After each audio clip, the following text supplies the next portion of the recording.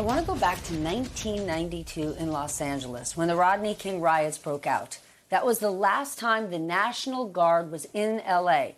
Then President George H.W. Bush deployed them at the request of the governor. The key word, highlighted, underlined, scored, exclamation point, is request. Now here we are, 33 years later, they are back, but not because the governor asked for it. Quite the opposite. Historian Jon Meacham joins us now. Jon, I'm so grateful that you're here because the last time a president bypassed a governor was back in 1965 to protect civil rights protesters, to protect the protesters. It was 2 weeks after the Bloody Sunday March was met with violence on that Edmund Pettus Bridge. What are we to think about the fact that we have not seen this in 60 years? And here we are. James Madison in one of the key Federalist Papers talked about how one of the reasons we needed a constitution, one of the reasons the rule of law matters so much is that, quote, enlightened statesmen will not always be at the helm. And that's one of the reasons we have norms, not just the letter of the law, but the spirit of the law.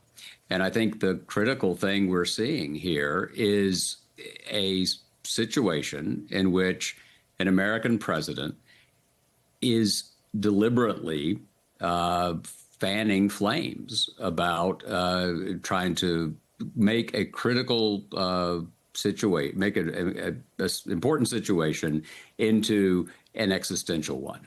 And I think that serves his political purposes, but it does not fit within, I would argue, the American tradition of how presidents deal with a National Guard, which we've been dealing with, by the way, since 1794, which is when George Washington used militias to try to put down a rebellion.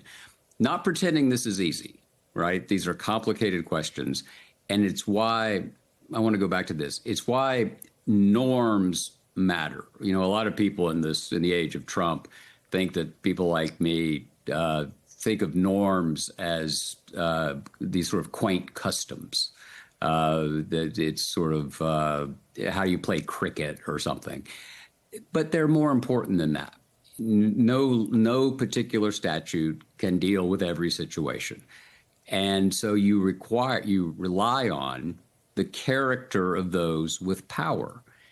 And in this hour, the character of the man in power is someone who wants to make a show of force no matter what the circumstances are on the ground.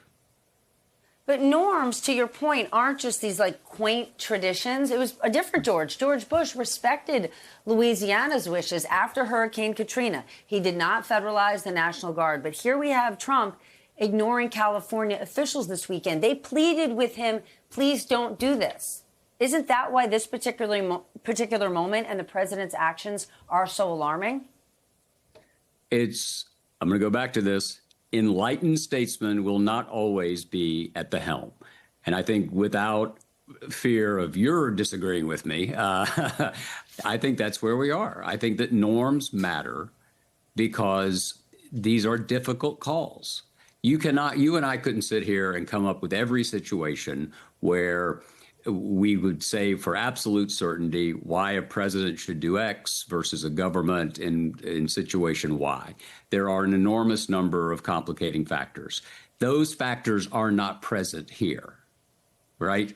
The governor is, from all I can tell, doing everything that's appropriate. As you say, he asked for this not to happen.